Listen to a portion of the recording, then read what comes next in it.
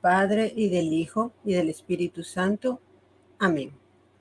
El siguiente es un artículo publicado el 7 de julio de 2023 en el sitio web Soldier of Truth Publishing bajo la categoría María y se titula La Inmaculada Concepción de María. ¿Fue María pecadora o excepción divina según las profecías mesiánicas? En este artículo vamos a explicar la doctrina católica que enseña que María fue concebida sin pecado original y vivió una vida sin pecado. Esto se conoce como la doctrina de la Inmaculada Concepción. Abordaremos también objeciones protestantes, destacando pasajes bíblicos que respaldan la enseñanza católica. Comencemos. Veamos qué enseña la Iglesia Católica sobre la Inmaculada Concepción. En Ineffabilis Deus es una bula papal escrita por el Papa Pío IX en 1854 y trata sobre la Inmaculada Concepción de María. En este documento se afirma que Dios decidió completar la obra de bondad que él tuvo mediante la encarnación del Verbo. Desde el principio de los tiempos, el Padre Eterno eligió y preparó a María como madre de su Hijo unigénito, quien nacería sin pecado en el mundo.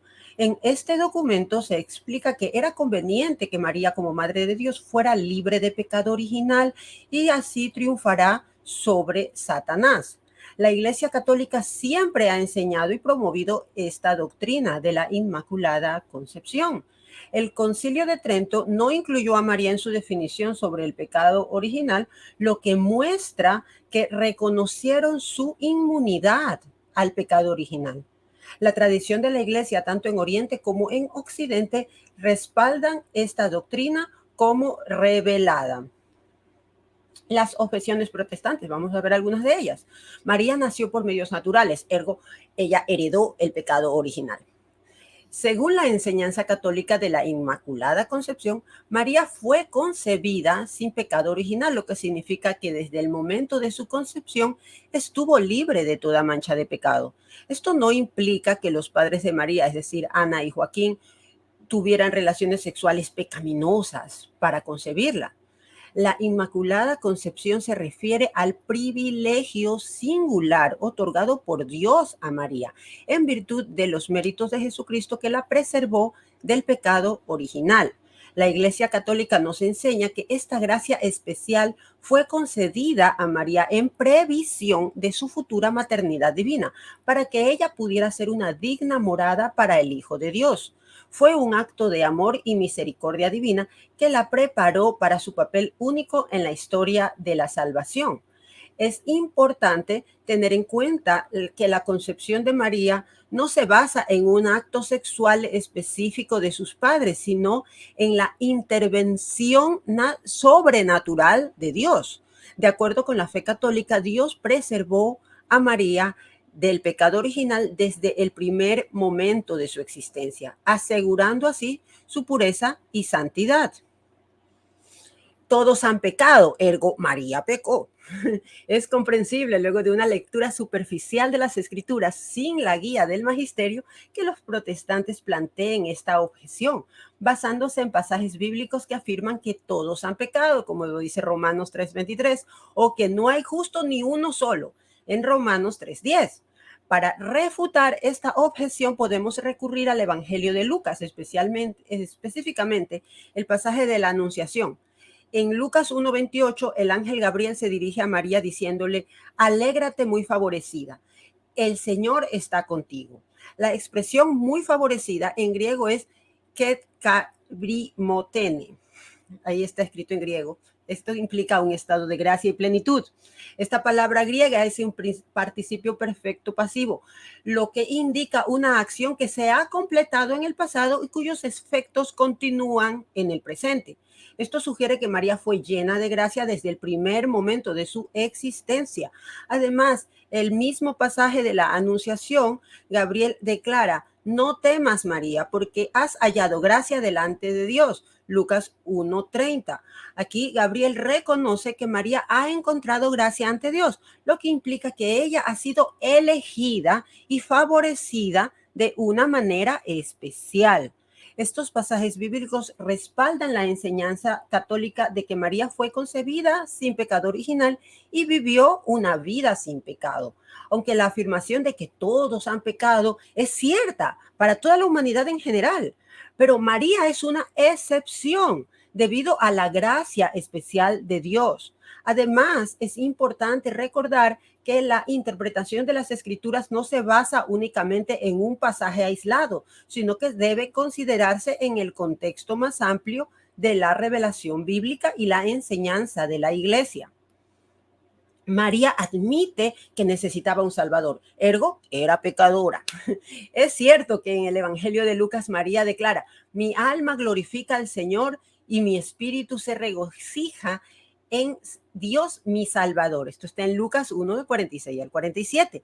Algunos protestantes interpretan esta declaración como evidencia de que María necesitaba un Salvador y de que, por lo tanto, ella habría sido pecadora. Sin embargo, es importante considerar el contexto y comprender la perspectiva católica sobre esta afirmación de María. Ella fue redimida de manera preventiva por la gracia de Dios a través de los méritos y la muerte de Jesucristo en su resurrección, en virtud de su futura maternidad. Recordemos, para Dios no existe pasado, presente y futuro. Cuando María se refiere a Dios como su Salvador, no está hablando de una necesidad personal de ser liberada del pecado, sino de su reconocimiento de la grandeza de la salvación divina que se realizará a través de su Hijo, Jesús. María reconoce humildemente que Dios la ha elegido para desempeñar un papel fundamental en el plan de salvación al dar a luz al Mesías, quien es el Salvador del mundo. Es importante destacar que María no declara que necesita de ser salvada de sus propios pecados, sino que exalta la misericordia y la grandeza de Dios al llevar a cabo su plan redentor a través de Jesús. Su declaración resalta su humildad y su disposición de aceptar el papel que Dios le ha encomendado. María cumplió con los rituales de purificación como cualquier mujer, y luego era pecadora. Es cierto que la Biblia menciona que María siguió los rituales judíos de purificación después de dar a luz a Jesús, como se describe en el Evangelio de Lucas. Según la ley judía, una mujer que daba a luz era considerada ritualmente impura durante un tiempo determinado y debía cumplir con ciertos rituales de purificación. Esto se encuentra en conformidad con la ley dada a Moisés en el Antiguo Testamento. Sin embargo, la necesidad de cumplir con estos rituales de purificación no implica necesariamente que María haya sido pecadora. Los rituales de purificación judía eran parte de las prácticas religiosas y ceremoniales de la época y no estaban relacionados con la culpa o el pecado personal de una persona. María, como judía piadosa, habría seguido los rituales prescritos por la ley sin que esto implicara la existencia de un pecado en su vida. Además, es importante tener en cuenta que la purificación ritual de María después del parto no tiene ninguna relación directa con su concepción inmaculada. La inmaculada concepción se refiere a su estado de ser concebida sin pecado original, mientras que la purificación ritual posterior al parto es una práctica común en la tradición judía. Dios, en su gracia y misericordia, preservó a María de la mancha del pecado original desde el momento de su concepción. La purificación ritual después del parto no afecta esta enseñanza sobre su estado de pureza previo. Vamos a hacer una explicación teológica de la Inmaculada Concepción de acuerdo con el Catecismo de la Iglesia Católica, en donde podemos encontrar en los párrafos 490 al 493 específicamente la doctrina de la Inmaculada Concepción de María. En esta enseñanza se basa una sólida base teológica. En resumen, la base teológica de la Inmaculada Concepción de María se sustenta en la redención de Cristo y en la gracia preventiva de Dios aplicada a María. La doctrina enseña que en previsión de los méritos de la muerte y resurrección de Jesús, Dios preservó a María del pecado original desde el primer momento de su existencia. La Inmaculada Concepción de María está en íntima relación con el misterio de la redención. Como descendientes de Adán y Eva, todos nacemos con el pecado original y tenemos la inclinación al pecado que nos separa de Dios. Sin embargo, a través de la obra redentora de Jesús, la gracia de su sacrificio en la cruz puede ser aplicada a las personas de manera anticipada. No existe pasado, presente, futuro para Dios. En el caso de María, Dios, en su amor y misericordia, decidió preservarla de la mancha del pecado original desde el momento de su concepción. Esto significa que María fue concebida sin pecado original, viviendo una vida sin pecado. Esta gracia especial otorgada a ella se basa en la singularidad de su papel como Madre de Dios. Como la Madre del Salvador, María fue elegida para ser un canal por el cual Dios entraría al mundo y redimiría a la humanidad. Y para desempeñar este papel tan elevado y sagrado, María fue preservada de todo pecado.